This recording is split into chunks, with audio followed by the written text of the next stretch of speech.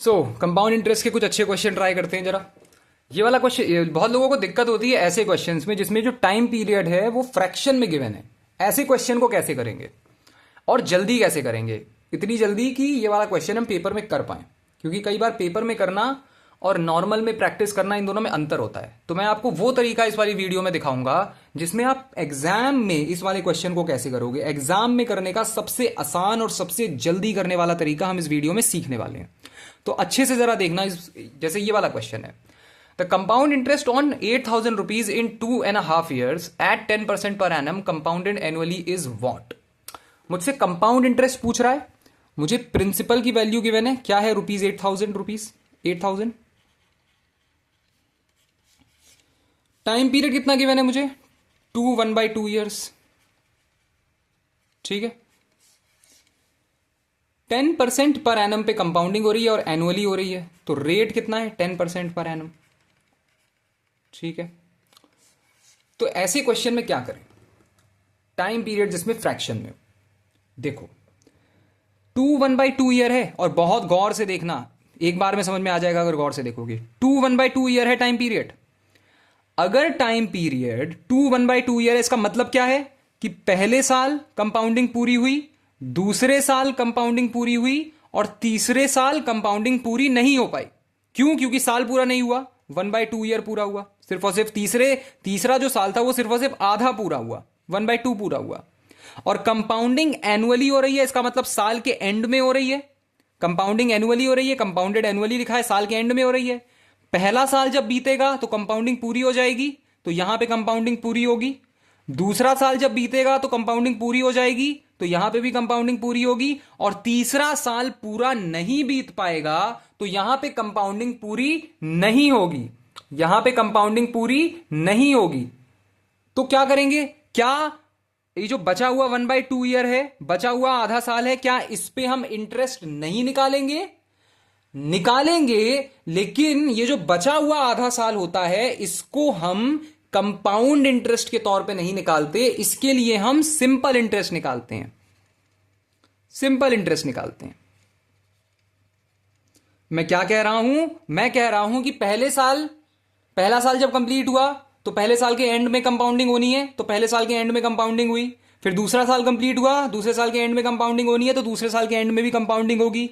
इसका मतलब एन की जो वैल्यू है, कितनी एन की वैल्यू यानी कितनी बार कंपाउंडिंग होगी, टोटल 2 बार कंपाउंडिंग होगी। एन इज इक्वल टू 2 आ जाएगा।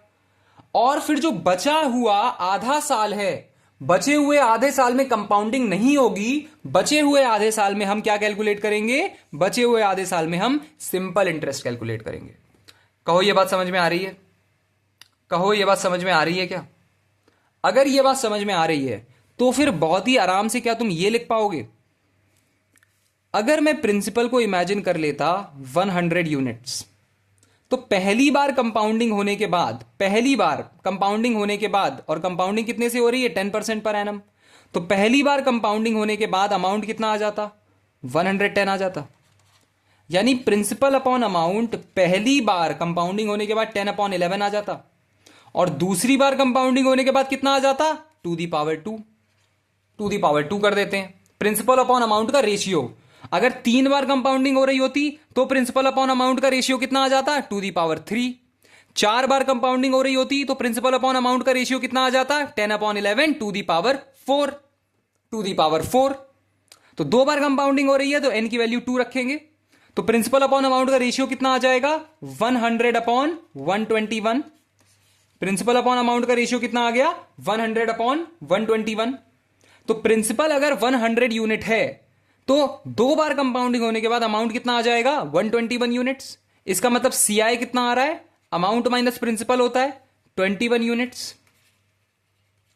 21 यूनिट्स आ रहा है सीआई। ठीक है, 2 बार कंपाउंडिंग होने के बाद कंपाउंड इंटरेस्ट टोटल कितना आ रहा है, 21 यूनिट्स। अब ये जो बचा हुआ 1/2 year है इसकी बात करते हैं। इसकी बात, या इस पे भी तो इंटरेस्ट कैलकुलेट करना है। तो जो बचा हुआ 1/2 year है उस पे हमें क्या कैलकुलेट करना है, सिंपल इंटरेस्ट। क्यों कैलकुलेट करना है, क्योंकि ये टाइम ही जब पूरा नहीं हो रहा है, कंपाउंड इंटरेस्ट का एक बेसिक रिक्वायरमेंट होती है कि कंपाउंडिंग का टाइम पीरियड पूरा होना चाहिए। यहां पे एक एक साल में कंपाउंडिंग होनी है, कंपाउंडेड एनुअली लिखा हुआ है, और तीसरा साल कंप्लीट हो ही नहीं रहा, तो अगर तीसरा साल कंप्लीट होगा ही नहीं तो उसके लिए कंपाउंडिंग नहीं होगी। कंपाउंडिंग उसी के लिए होगी जो कि टाइम पीरियड पूरा कंप्लीट हुआ होगा। ठीक है, हर एक एक साल पे कंपाउंडिंग होनी है, तो सिर्फ पहला साल कंप्लीट हुआ, दूसरा साल कंप्लीट हुआ और तीसरा नहीं हुआ, उसके लिए हम सिंपल इंटरेस्ट कैलकुलेट करेंगे। तो सिंपल इंटरेस्ट कैलकुलेट करने के लिए मेरे पास प्रिंसिपल कितना होगा तीसरे साल के लिए? तीसरे साल के लिए मेरे पास प्रिंसिपल होगा 100 नहीं होगा, 121 होगा। क्यों? क्योंकि कंपाउंड इंटरेस्ट में हर साल प्रिंसिपल बढ़ता है। कंपाउंड इंटरेस्ट का मतलब क्या होता है? इंटरेस्ट पे भी इंटरेस्ट लगेगा, तो सिर्फ प्रिंसिपल पे इंटरेस्ट नहीं लगेगा, कंपाउंड इंटरेस्ट में हर साल प्रिंसिपल को भी बढ़ाया जाता है। तो तीसरे साल के लिए जो मेरे पास प्रिंसिपल आएगा वो 121 यूनिट्स आएगा। तो तीसरे साल के लिए, इस साल के लिए मेरे पास जो प्रिंसिपल आएगा वो 121 यूनिट्स आएगा। और यहां पे एसआई का फॉर्मूला हम लगा देंगे। एसआई का फॉर्मूला क्या होता है? एसआई का फॉर्मूला होता है पीआरटी अपॉन 100। प्रिंसिपल की वैल्यू 121 यूनिट्स, आर की वैल्यू 10%, टी की value 1/2 year upon 100। 121 upon 20, 12.10 upon 2, 6.05 units. 6.05 units आ रहा है एसआई। एसआई की वैल्यू आ रही है 6.05 यूनिट। तो टोटल इंटरेस्ट कितना आ जाएगा? CI plus SI. Total interest कितना आ गया? टोटल इंटरेस्ट कितना आ गया? 21 प्लस 6.05 यानी 27.05 यूनिट्स। ये आ गया टोटल इंटरेस्ट। ये आ गया टोटल इंटरेस्ट। मुझे इनिशियल प्रिंसिपल की वैल्यू गिवन है 8,000 रुपीज, और इनिशियल प्रिंसिपल मैंने कितना माना था? इनिशियल प्रिंसिपल, सबसे शुरुआत का प्रिंसिपल मैंने माना था 100 यूनिट्स इनिशियल प्रिंसिपल। ठीक है, तो 100 यूनिट्स की वैल्यू है 8,000 रुपीज। 100 यूनिट्स की वैल्यू है 8,000 रुपीज। तो 1 यूनिट की वैल्यू होगी 80 रुपीज। तो 27.05 यूनिट की वैल्यू कितनी होगी? 27.05 यूनिट की वैल्यू होगी 80 इंटू 27.05, 270.5 इंटू 8, 8 5 40 के 0, कैरी ऊपर 4 4, 8 7 56, कैरी ऊपर 5, 8 2 16, 2164.0 रुपीज। टोटल इंटरेस्ट आ रहा है 2164 रुपीज। 2164 रुपीज, ये रहा option B, 2164 rupees. Option B 2164 rupees. समझ गए? समझ गए? समझ में आ रही है ये बात? अगर ये बात समझ में आ रही है कि देखो मैंने क्या इसमें सबसे बेसिक मैंने क्या किया कि टाइम पीरियड को जब भी फ्रैक्शन, मिक्स्ड फ्रैक्शन में गिवन हो तो वो वाला हिस्सा अलग कर लो जिस हिस्से के लिए कंपाउंडिंग पूरी हो रही है, और वो वाला हिस्सा भी अलग कर लो जिसके लिए कंपाउंडिंग पूरी नहीं हो पा रही है। जिस हिस्से के लिए कंपाउंडिंग पूरी हो रही है उसके लिए एन की वैल्यू निकाल लो और नॉर्मल कंपाउंड इंटरेस्ट निकाल लो, और जिस हिस्से के लिए कंपाउंडिंग, जितने टाइम के लिए कंपाउंडिंग पूरी नहीं हो पा रही है, जो लेफ्ट ओवर टाइम है, उसके लिए क्या करो? उसके लिए सिंपल इंटरेस्ट निकाल लो। ये बात समझ में आ गई? ये बात समझ में आ गई? अगर ये बात समझ में आ गई तो तुम अब बहुत सारे क्वेश्चन जो अभी तक बच्चों को तकलीफ देते हैं वो सारे कर लोगे। जरा ये वाला भी करके दिखा दो फिर मुझे, ये वाला question. What is the compound interest on a sum of 12,600 rupees for 1/2 years at 20% per annum if the interest is compounded half yearly? Half yearly है इस बार कंपाउंडिंग। देखो सम की वैल्यू क्या गिवन है मुझे? 12,600 रुपीज। टाइम पीरियड मुझे कितना given है? टाइम पीरियड मुझे गिवन है 1/2 ईयर्स। 1/2 ईयर्स गिवन है। और रेट ऑफ इंटरेस्ट कितना है? 20% पर एनम। 20% पर एनम है और कंपाउंडिंग हाफ ईयरली हो रही है। 12 महीने में 20% का इंटरेस्ट रेट लग रहा है, तो एक महीने में कितना लगेगा? 20/12 लगेगा। और 6 महीने में कितना लगेगा? 20/12 इंटू 6 लगेगा। तो ये 10 हो जाएगा। तो 6 महीने में कितने का इंटरेस्ट लग रहा है? 6 महीने में इंटरेस्ट लग रहा है 10%। 6 महीने में इंटरेस्ट लग रहा है 10%। ठीक है, तो जो रेट मेरे काम का है वो कितना है? 10% पर 6 मंथ्स। 10% पर 6 मंथ, हर 6 महीने पे 10% का रेट लग रहा है। ठीक है, और कंपाउंडिंग हो रही है हाफ ईयरली। हर 6 महीने पे कंपाउंडिंग हो रही है। टाइम टोटल कितना है? 1/2 ईयर, यानी 18 महीने का टाइम है, 18 महीने का टाइम है मेरे पास। हर 6 महीने पे कंपाउंडिंग हो रही है, मेरे पास टोटल 18 महीने का टाइम है। तो कितनी बार कंपाउंडिंग हो जाएगी? हर 6 महीने पे कंपाउंडिंग हो रही है, मेरे पास टोटल 18 महीने का टाइम है, तो कितनी बार कंपाउंडिंग हो जाएगी? 3 बार कंपाउंडिंग हो जाएगी। 6 3 जा 18। तो एन की वैल्यू कितनी आ गई? एन की वैल्यू 3 आ गई। टोटल 3 बार कंपाउंडिंग होगी। तो इसमें कोई टाइम पीरियड बचा ही नहीं अलग से। इसमें तो कंपाउंडिंग कंप्लीट हो गई। इसमें तो 3 बार पूरी पूरी आ गई कंपाउंडिंग। इसमें तो कोई टाइम पीरियड अलग से बचा ही नहीं। तो इसमें इस वाले में कोई भी सिंपल इंटरेस्ट कैलकुलेट करने की जरूरत नहीं है। इसमें सीधे कंपाउंड इंटरेस्ट निकाल लो। तो देखो अब जरा सा कैलकुलेशन शुरू करते हैं। अगर मैं प्रिंसिपल को 100 यूनिट मान लेता, अगर मैं प्रिंसिपल को यहां से ही करते हैं, अगर मैं प्रिंसिपल को 100 यूनिट मानता, तो पहली बार कंपाउंडिंग होने पे अमाउंट कितना आता? 10%। हर 6 महीने पे कंपाउंडिंग हो रही है। इस वाले को रब कर दो, इसकी कोई जरूरत नहीं है। अब इसकी कोई जरूरत नहीं, हमें जो 6 महीने का रेट चाहिए था वो निकाल लिया। हर 6 महीने पे 10% की कंपाउंडिंग हो रही है, तो पहली बार कंपाउंडिंग होती तो अमाउंट कितना आ जाता? 10% से इंक्रीज हो जाता। तो प्रिंसिपल अपॉन अमाउंट का रेशियो आ जाता 100/110 यूनिट्स। यानी पहली बार कंपाउंडिंग होने पे प्रिंसिपल अपॉन अमाउंट का रेशियो आ रहा है 10/11। टोटल कंपाउंडिंग हो रही है 3 बार, तो 3 बार कंपाउंडिंग होने पे प्रिंसिपल अपॉन अमाउंट का रेशियो कितना आएगा? 2 की पावर 3 कर दो। 1000/1331। 3 बार कंपाउंडिंग होने पे जो प्रिंसिपल अपॉन अमाउंट का रेशियो आएगा वो आएगा 1000/1331। तो सीआई की वैल्यू कितनी आ जाएगी? 1331 माइनस ए माइनस पी होता है, अमाउंट माइनस प्रिंसिपल। 1331 माइनस ए यानी 331 यूनिट्स। 331 यूनिट्स। सीआई की वैल्यू आ गई 331 यूनिट्स। सीआई की वैल्यू आ गई 331 यूनिट्स। मुझे प्रिंसिपल की वैल्यू गिवन है 12,600 रुपीज। मैंने प्रिंसिपल की वैल्यू मानी है 1000 यूनिट्स। 1000 यूनिट्स की वैल्यू गिवन है, 1000 यूनिट्स की वैल्यू गिवन है 12,600 रुपीज। 12,600 रुपीज। ठीक है, तो 1 यूनिट की वैल्यू है 12.6 रुपीज। तो 331 यूनिट की वैल्यू कितनी हो जाएगी? 331 यूनिट्स की वैल्यू कितनी हो जाएगी?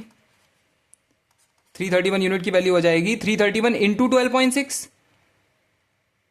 331 इंटू 12.6 कर डालो जरा मल्टीप्लाई आपस में। 331 इंटू 12.6 मल्टीप्लाई कर डालो जरा। 6 1 जा 6, 6 3 जा 18 के 8 कैरी के ऊपर 1, 19 इंटू 2 6 6 इंटू 1336, 10 के 0 कैरी के ऊपर 1, 16 17 के 7 कैरी के ऊपर 1, 7 11 के 1, 4170.6। 4170.6 इसको राउंड ऑफ करोगे तो कितना आएगा? 4171 रुपीज। 4171 रुपीज। ऑप्शन आ रहा है कोई? Option B 4171 rupees.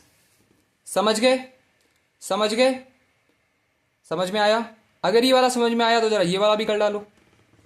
ये वाला भी करके देखो, सेम तरीके से करो। Compound interest on ₹10,000। प्रिंसिपल की वैल्यू कितनी है? 10,000। प्रिंसिपल की वैल्यू है 10,000। टाइम पीरियड कितना है? 2 ईयर्स। टाइम पीरियड है 2 ईयर्स। और रेट ऑफ इंटरेस्ट कितना है? 20% पर एनम। रेट ऑफ इंटरेस्ट है 20% पर एनम। कंपाउंडिंग हर 6 महीने पे हो रही है। कंपाउंडिंग हो रही है हाफ ईयरली, हर 6 महीने पे हो रही है। टोटल टाइम कितना है? 24 मंथ्स। और कंपाउंडिंग हो रही है हर 6 महीने पे, तो कितनी बार होगी? 4 बार होगी। तो एन की वैल्यू आ गई 4 बार। 12 महीने में 20% का रेट लग रहा है, 12 महीने में 20% का इंटरेस्ट रेट लग रहा है, तो एक महीने में कितने का लगेगा? 20/12। और 6 महीने में कितने का लगेगा? 20/12 इंटू 6। 6 महीने में लगेगा 10% का, 6 महीने में लगेगा 10% का। ठीक है, तो रेट ऑफ इंटरेस्ट मेरा मुझे जो चाहिए इस क्वेश्चन में वो कितना आ गया? 10% पर 6 मंथ। जितनी समय में कंपाउंडिंग हो रही है ना, तुम्हें उतने उतने समय का रेट ऑफ इंटरेस्ट निकालना होगा। अगर हर 8-8 महीने में कंपाउंडिंग हो रही है तो तुम्हें रेट ऑफ इंटरेस्ट निकालना होगा कि हर 8-8 महीने पे कितने का लगेगा। अगर हर 12-12 महीने पे हो रही है तो तुम्हें पर एनम का लेना होगा। हर 3-3 महीने पे हो रही है तो तुम्हें हर 3-3 महीने का निकालना होगा। वो क्वेश्चन डिसाइड करेगा कि कंपाउंडिंग कब कब हो रही है, उस हिसाब से तुम्हें रेट ऑफ इंटरेस्ट निकालना होगा। ठीक है, समझ गए? मुझे क्या फाइंड करना है? मुझे कंपाउंड इंटरेस्ट फाइंड करना है। तो कंपाउंड इंटरेस्ट कैसे फाइंड करेंगे जरा देखो। अगर मैं प्रिंसिपल को 100 यूनिट ले लेता तो प्रिंसिपल अपॉन अमाउंट पहली बार कंपाउंडिंग होने पे कितना बनता? 10% की कंपाउंडिंग हो रही है हर 6 महीने पे, तो पहली बार कंपाउंडिंग होने पे प्रिंसिपल अपॉन अमाउंट बनता 100/110। तो प्रिंसिपल अपॉन अमाउंट बन जाता 10/11। और टोटल 4 बार कंपाउंडिंग होनी है, तो 4 बार कंपाउंडिंग होने के बाद प्रिंसिपल अपॉन अमाउंट का रेशियो कितना होगा? 10/11 टू दी पावर 4, यानी 10,000/14641। 14641। मुझे सीआई की वैल्यू फाइंड करनी थी कंपाउंड इंटरेस्ट की। कंपाउंड इंटरेस्ट क्या होता है? Amount minus principal. तो कंपाउंड इंटरेस्ट में क्या आ जाएगा? अमाउंट क्या है? 14641। 14641 माइनस प्रिंसिपल यानी 10,000। तो सीआई की वैल्यू आ जाएगी 4641 यूनिट्स। 4641 यूनिट्स आ जाएगी। यहां पे मुझे किसकी वैल्यू गिवन है? प्रिंसिपल की वैल्यू गिवन है 10,000 रुपीज। मैंने प्रिंसिपल की वैल्यू मैनी है 10,000 यूनिट्स, यानी 10,000 यूनिट्स जो है वो 10,000 रुपीज के बराबर है। 10,000 यूनिट्स 10,000 रुपीज के बराबर है। तो 1 यूनिट किसके बराबर हो जाएगा? 1 यूनिट किसके बराबर हो जाएगा? 1 रुपी के बराबर हो जाएगा। और 4641 यूनिट किसके बराबर हो जाएगा? 4641 रुपीज के बराबर हो जाएगा। 4641 रुपीज के बराबर हो जाएगा। ऑप्शन सी मेरा फाइनल आंसर है।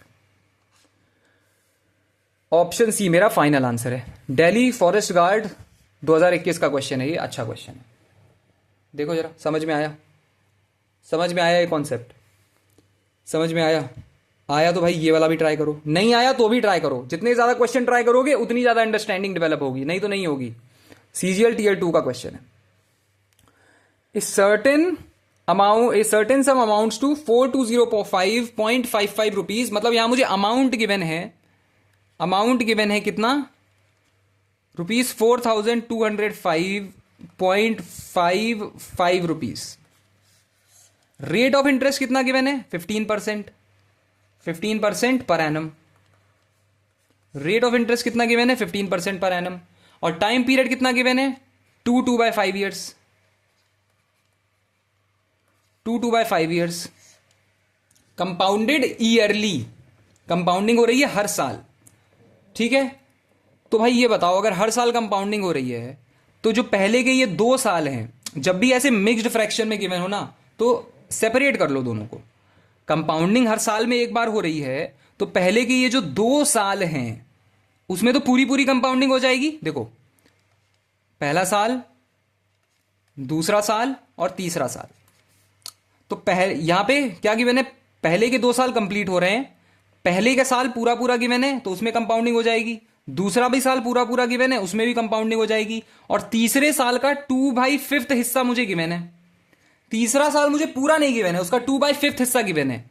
तो मैं तीसरे साल के लिए क्या करूंगा? मैं तीसरे साल के लिए सिंपल इंटरेस्ट कैलकुलेट करूंगा। तीसरे साल के लिए सिंपल इंटरेस्ट कैलकुलेट करूंगा। और जो पहले के 2 साल है, पहले के जो 2 साल है उसके लिए क्या करूंगा?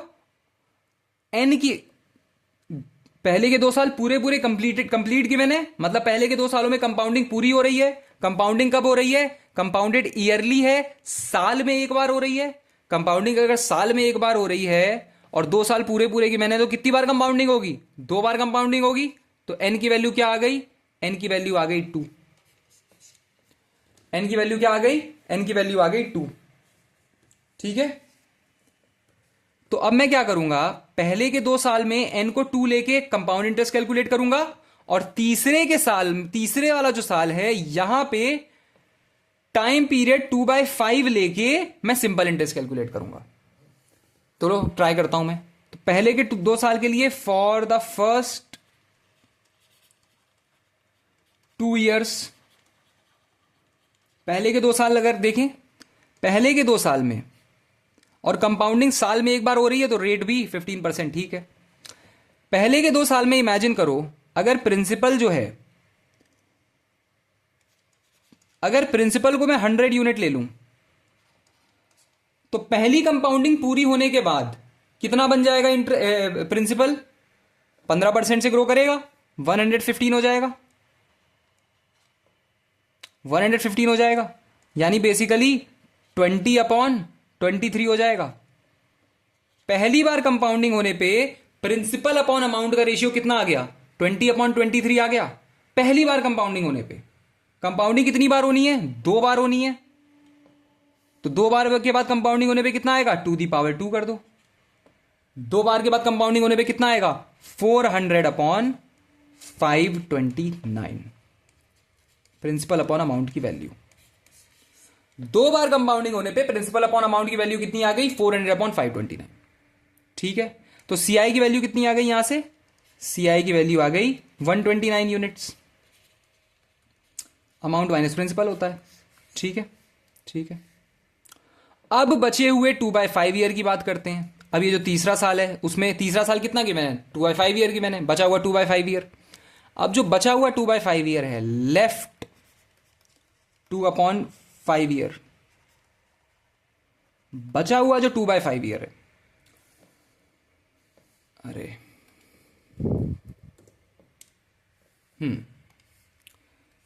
बचा हुआ जो 2/5 ईयर है,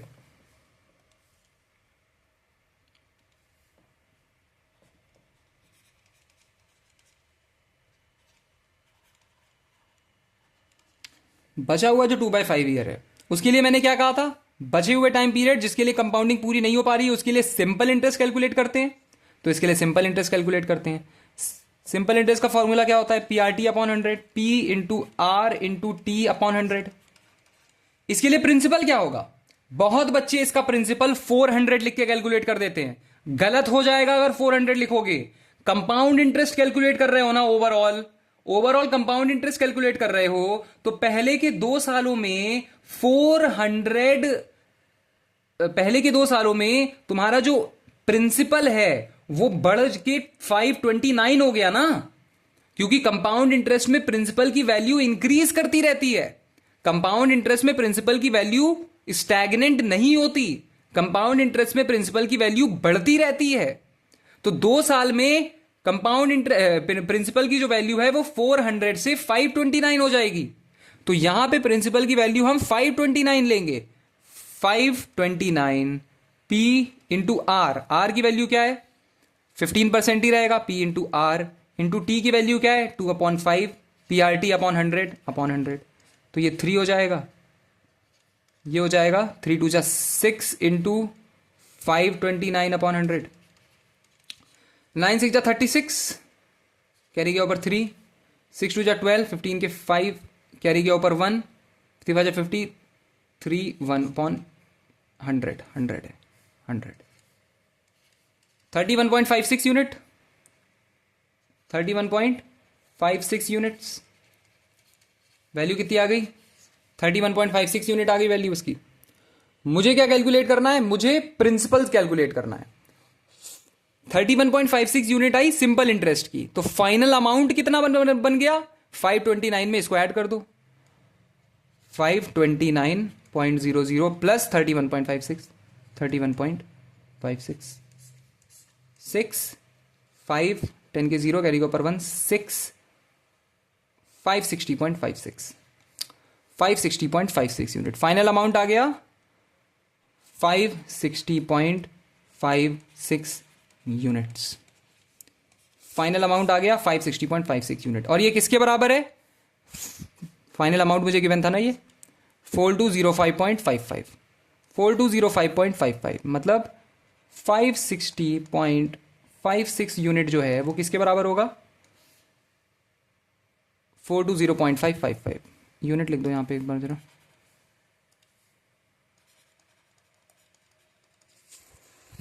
4205.55 5 रुपीज।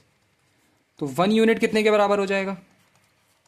डेसिमल के बाद का हटा देता हूं मैं, क्योंकि मुझे दिख रहा है कि ऑप्शन में ठीक ठाक अलग अलग ऑप्शन इतने क्लोज नहीं है, तो डेसिमल के बाद की कैलकुलेशन की ज़रूरत नहीं है। ठीक है, डेसिमल के बाद हटा दूंगा तो क्या बचेगा? ये बचेगा 4205/560। कैलकुलेट करो ज़रा, ऐसे ही डिवाइड कर दो। 4205/560। छोड़ो, पहले इसको सिंप्लीफाई कर लो। 5 8 जा 402, 5 4 जा 1 जा 5 1 जा 5 1 जा 5 2 जा। ठीक है, अब तो और किसी तो जाता हुआ दिख नहीं रहा है मुझे। हाँ, तो अब डिवाइड करना पड़ेगा। 841/112, या फिर सीधे मुझे कितने कितने यूनिट की मुझे वैल्यू चाहिए? मुझे चाहिए प्रिंसिपल की वैल्यू। मैंने प्रिंसिपल की वैल्यू कितनी ली है? इनिशियल प्रिंसिपल की वैल्यू चाहिए। देखो मुझे क्या चाहिए? मुझे इनिशियल प्रिंसिपल की वैल्यू चाहिए ना। मुझसे पूछ रहा है व्हाट सम अमाउंट्स टू इतना। तो मैंने 1 यूनिट की वैल्यू कितनी निकाली? 841/112। ये किसकी वैल्यू आ रही है? ये आ रही है 1 यूनिट की। और मुझे कितने यूनिट की वैल्यू चाहिए? मुझे 400 यूनिट की वैल्यू चाहिए। इनिशियल प्रिंसिपल मेरा इतना था, इनिशियल सबसे शुरुआत वाला, तो 400 से इसको मल्टीप्लाई कर दो, आ जाएगा आंसर 400 इंटू 841/112। अभी भी करना ही पड़ेगा, इसका मतलब करना ही पड़ेगा अब तुम्हें भाई। 841 को डिवाइड करना ही पड़ेगा। 841/112 क्या आएगा? 112 7 जा, देखो जरा 112 7 जा कितना होता है? 7 2 जा 14 के 4 कैरी गया ऊपर 1 8 7 784 होता है। हाँ, तो 7 जा हो तो जाएगा। 7 जा 784। 11 में से 4 गया, 1 2 3 4 5 6 7 7। 13 में से 8 गया 5, पॉइंट लगा दो, 0 हो जाएगा। 1125 जा, नहीं 1125 जा नहीं, 1124 जा। 1124 जा कितना होता है? 4 2 जा 8, 4 1 जा 4, 4 1 जा 4, 448 448 4 नहीं 5 जा पे चला ही जाएगा यार, फिर तो 5 जा ही कर देते। 1125 जा 5 जा 10 के 0 कैरी के ऊपर 165 560। हाँ 560 0 1 पॉइंट लगाए 0। हाँ, तो ऑलमोस्ट 1 जा फिर से हो जाएगा 7.51। 400 इंटू 7.51 यानी 751 इंटू 4 4 1 जा 4 4 5 20 की 0 कैरी के ऊपर 2 3004 रुपीज़। 3004 सबसे क्लोजेस्ट कौन सा है 3004 के? क्योंकि हमने यहाँ पे डेसिमल वेसिमल हटा दिए थे, तो सबसे क्लोज क्या है 3004 के? सबसे क्लोज है ऑप्शन डी 3000। क्योंकि ये हम लोगों ने डेसिमल यहाँ पे हटा दिए थे ना, यहाँ पे कैलकुलेशन करते समय डेसिमल हटा दिए थे ये वाले, तो इसीलिए 2-3 रुपए ऊपर नीचे आएगा, लेकिन आंसर 3000 सबसे क्लोज है। सो 3000 मेरा फाइनल आंसर होगा। ऐसे बहुत सारे क्वेश्चन होंगे जिसमें डायरेक्ट तुम्हें एग्जैक्ट आंसर पता नहीं चल रहा होगा। एग्जैक्ट, अब ये मत सोचना कि सर अपना 3004 आ रहा है लेकिन ऑप्शन में तो 3004। अगर ऑप्शन बहुत क्लोज होते, अगर ऑप्शन ऐसे होते कि यहाँ पे होता, यहाँ पे 3000 होता, यहाँ पे होता 3002, यहाँ पे होता 3007 और यहाँ पे होता 3005, तब डरने की बात थी। लेकिन यहाँ पे तो बड़े दूर दूर ऑप्शन है ना, दूर दूर ऑप्शन है, दूर दूर ऑप्शन है, तो तुम आराम से अपने हिसाब से इसको टिक कर सकते हो। इतने जो क्लोज आ रहा है तुम्हारे, सबसे जो करीब आ रहा है आंसर, जब तुम डेसिमल के पॉइंट के बाद की वैल्यूज को हटा देते हो तो तुम्हारा 2-3 रुपए ऊपर नीचे हो जाता है, कोई दिक्कत नहीं है। ठीक है, समझ गए? अगर समझ गए तो ये वाला कर डालो, फिर ये वाला कर डालो। What is the compound interest on a sum of 7200 rupees time period कितना है 2/5 ईयर्स, और रेट ऑफ इंटरेस्ट कितना है 20% पर एनम।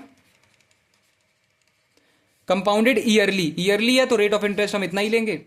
इसमें भी देखो 2/5 ईयर्स है, सिंपल सी बात है, 2/5 ईयर्स होता है तो ये जो टाइम होता है इसके लिए हम कंपाउंड इंटरेस्ट कैलकुलेट करते हैं, ईयरली है तो एन की वैल्यू 2 हो जाएगी, एन की वैल्यू 2 हो जाएगी। सी आई कैलकुलेट करेंगे एन की वैल्यू 2 पे, और जो बचा हुआ टाइम पीरियड है ये 2/5, इसके लिए क्या करते हैं, इसके लिए एस आई कैलकुलेट करते हैं, एस आई कैलकुलेट करते हैं। तो जो बचा हुआ टाइम पीरियड है 2/5 ईयर, उसके लिए क्या करेंगे, एस आई कैलकुलेट करेंगे। तो पहले वाले 2 ईयर्स के लिए देखते हैं, फर्स्ट 2 ईयर्स के लिए देखते हैं। नया कलर मिल जाए कोई, मज़ा नहीं आ रही इसमें, ठीक है। पहले के 2 ईयर्स के लिए देखो, फर्स्ट 2 ईयर्स।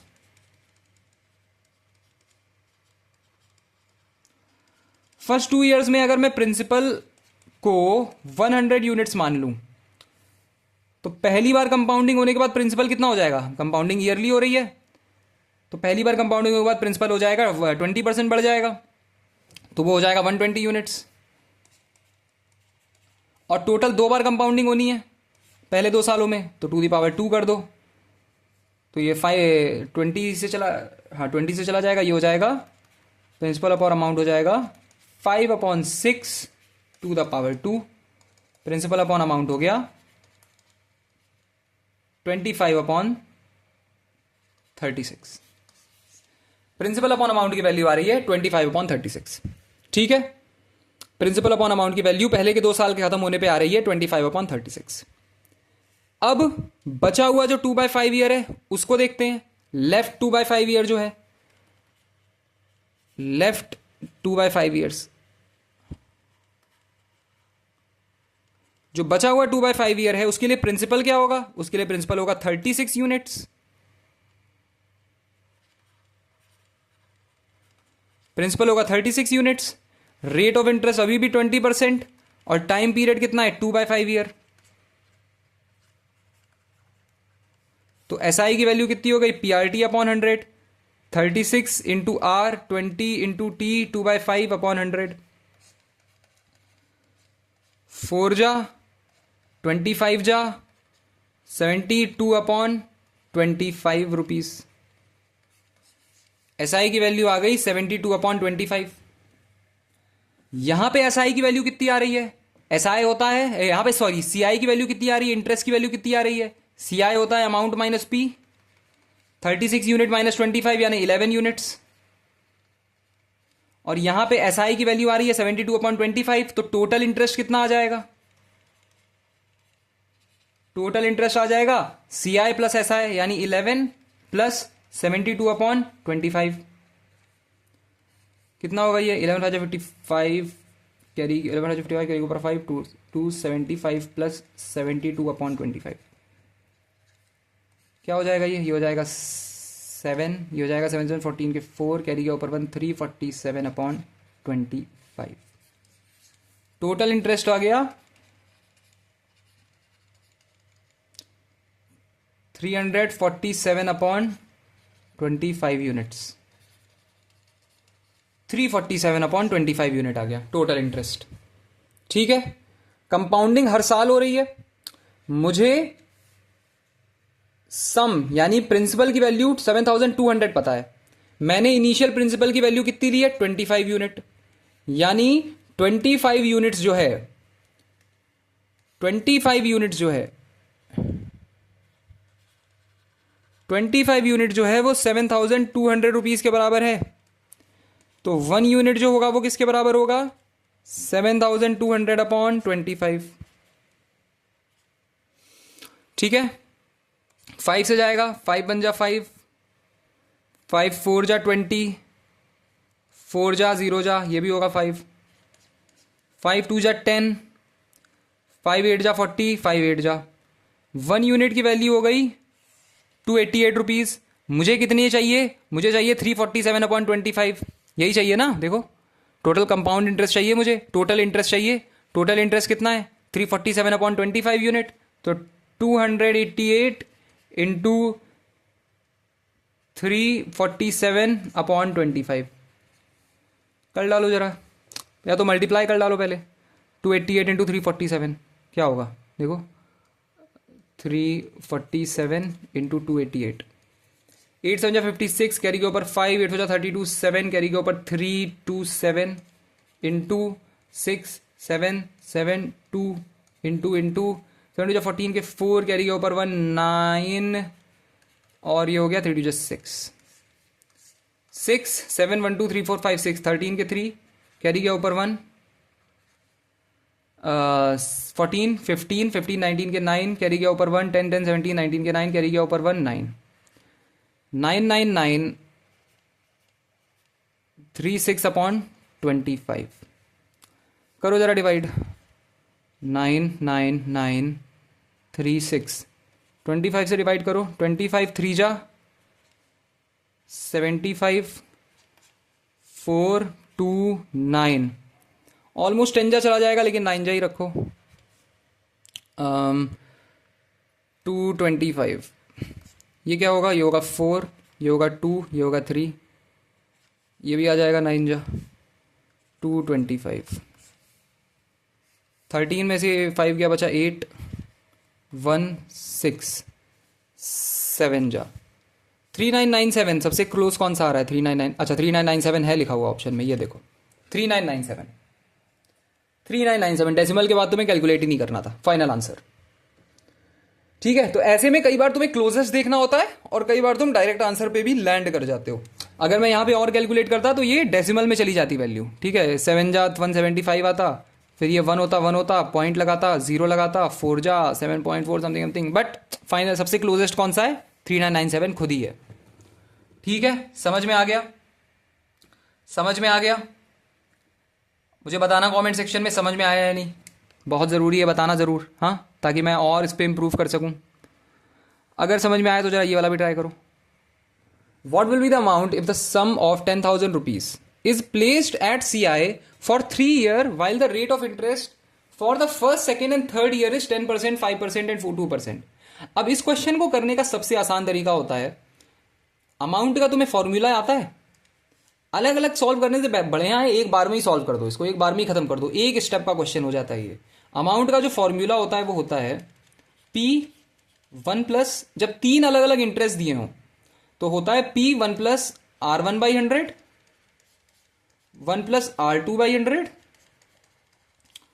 1 plus R3/100। जब 3 अलग अलग इंटरेस्ट दिए हों तो ये अमाउंट का फॉर्मूला काम करता है। ठीक है, तो प्रिंसिपल गिवन है, R1 गिवन है, R2 गिवन है, R3 गिवन है, खत्म हो गया तुम्हारा क्वेश्चन, लगा निकाल डालो अमाउंट। अमाउंट ही फाइंड करना है, what will be the amount. देखो P कितना है, 10,000, 1 प्लस 10/100, 1 प्लस 5/100 और 1 प्लस 2/100। 10,000 11/10, 21/20, 51/50, ये और ये चला गया, पूरा ही चला गया।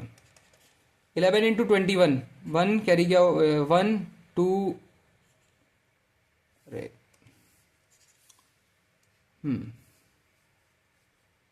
11 हो जाए, 11 के 1 कैरी गया ऊपर 1, 11 22 2 3 इंटू 51, सो 231 इंटू 51, 132 इंटू 5 बन जा 5, 5 3 15 के 5 कैरी गया ऊपर 1, 5 2 10 1 1 1 8 7 1 1 1 1 7 8 1, ऑप्शन 1 सीधा आंसर, ऑप्शन 1 सीधा आंसर।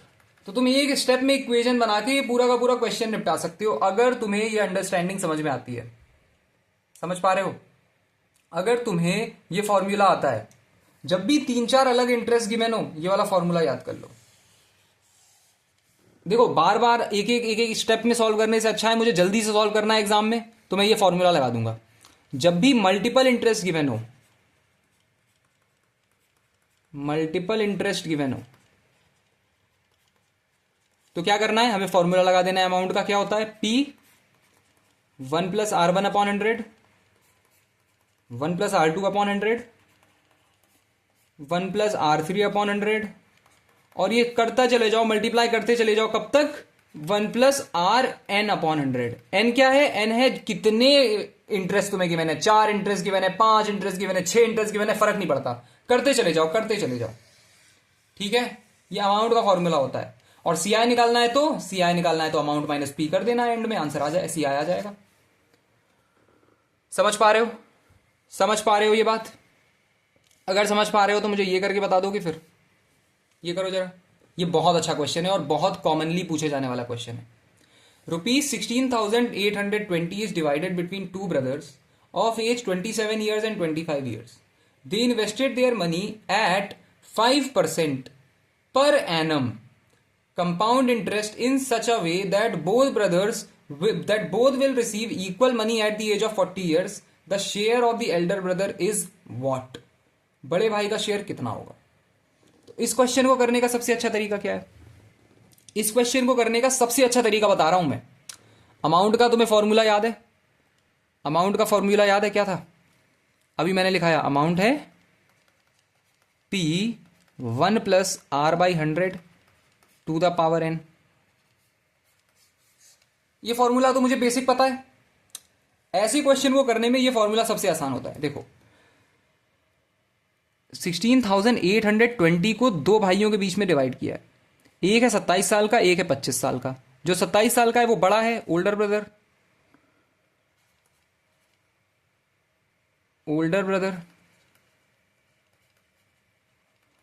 और यहां पे कर लो younger brother.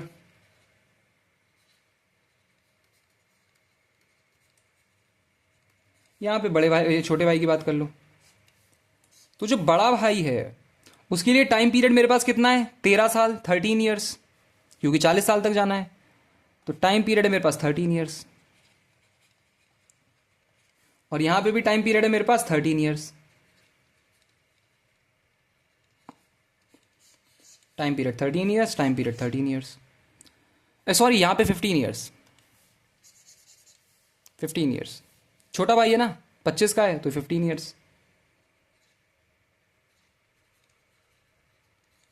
They invested their money at 5% per annum compound interest in such a way that both will receive equal money at the age of 40 years. तो compound annually हो रहा है, अगर अलग से मेंशन नहीं है कब कब कंपाउंडिंग हो रही है तो एनुअली हो रही है। इसका रेट ऑफ परसेंट है 5% पर एनम, और इसका भी रेट ऑफ इंटरेस्ट है 5% पर एनम। ठीक है, ठीक है। इमेजिन करो, बड़े भाई को मिला कितना पैसा? बड़े भाई को कितना मिला? बड़े भाई को मैं कह रहा हूं मिला, प्रिंसिपल जो बड़े भाई को मिला, जो बड़े भाई के नाम पे डिपॉजिट हुआ वो है X रुपीस,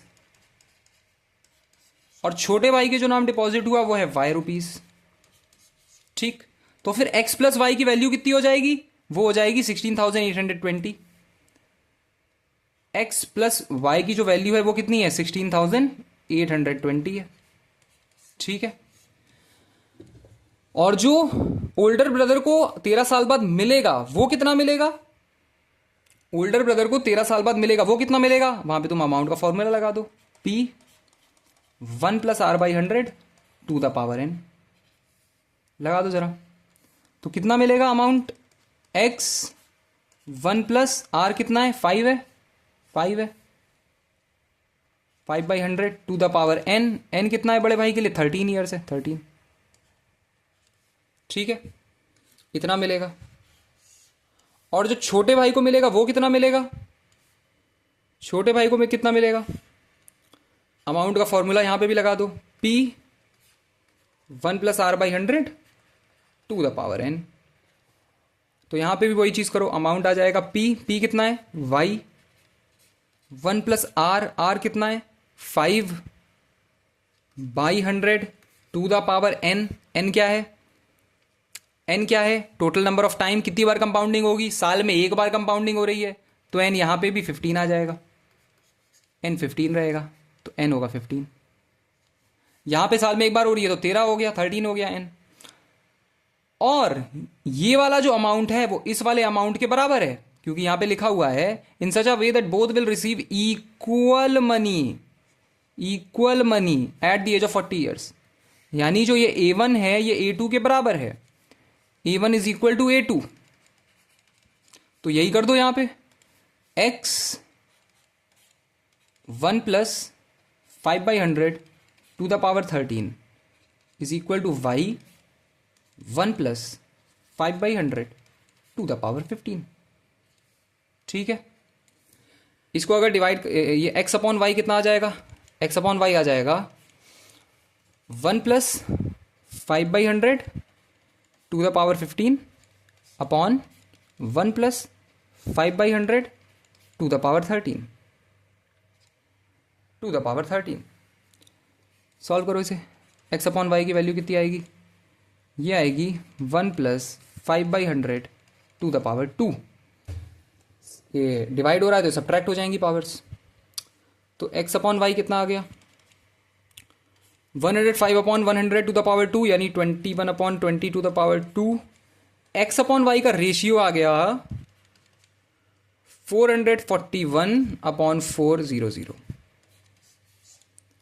तो x अगर है 441 यूनिट्स तो y है 400 यूनिट्स, और x प्लस वाई मैंने कितना निकाला था 16,820।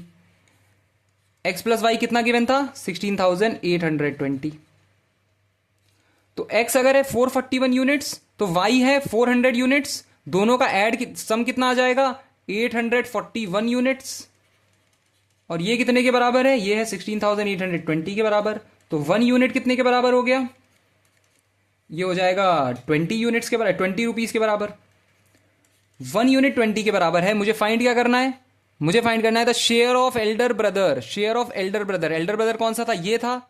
इसको कितना मिल रहा था, इसको x मिल रहा था। x की वैल्यू कितनी है, x की वैल्यू है 441 यूनिट्स, तो 441 इंटू 20 कर दो। x की वैल्यू है 441 इंटू 20 यानी 4410 इंटू 2, 2 0 0, 2 1 2, 8820 रुपीज, 8820, ऑप्शन सी 8820। ठीक है, तो इस वाले फॉर्मूले का भी तुम डायरेक्ट इस्तेमाल कर सकते हो चाहो तो। ऐसे वाले क्वेश्चंस में या इस वाले ये वाले फॉर्मूले का अगर इस्तेमाल करो तो क्वेश्चन काफी जल्दी हो जाते हैं, बहुत जल्दी, बहुत आसानी से हो जाते हैं। ठीक है, समझ में आ रहा है, समझ में आ रहा है बेटा? अगर समझ में आ रहा है तो जरा ये वाला ट्राई करो। अरे यहाँ क्वेश्चन नहीं है, ये वाला ट्राई करो। चलो, A man invested 8,000 rupees in a scheme for 3 years at compound interest. The rate of interest for the first 2 years is X%, and that that for the last year is 20%. If the interest received by him after 3 years is 4696 rupees, then find the rate of interest for the first 2 years. तो एक काम करो, इस वाले question को homework में करो। मैं इसको अगली, इसके जो बाद वाली वीडियो है उसमें सॉल्व करके दिखाऊंगा। तुम इसको सॉल्व करो और फिर अगली वाली वीडियो देखो, देखो तुम ये वाला कर पा रहे हो या नहीं। ये होमवर्क है तुम्हारा, इसकी अगली वाली वीडियो पे होगा, ये मैंने सॉल्व किया होगा। लेकिन तुम ये पूरा करके मुझे दिखाओ मुझे कि तुम कर पा रहे हो या नहीं। अगर नहीं कर पाए तो अगली वीडियो देखना, उसमें मैंने पूरा सोल्यूशन दिया होगा। ठीक है, पहले सॉल्व करने का कोशिश करना। चलो अगली वीडियो में मिलते हैं। अगर पूरी लेक्चर सीरीज पसंद आ रही है तो सब्सक्राइब कर दो चैनल को, तुम्हारा ही भला हो जाएगा इसमें। हाँ, तुम्हारी एग्जाम प्रिपरेशन में काफी हेल्प हो रही होगी, मैं उम्मीद कर रहा हूं। तो सब्सक्राइब कर देना और अगली वीडियो में मिलते हैं। चलो, सी यू।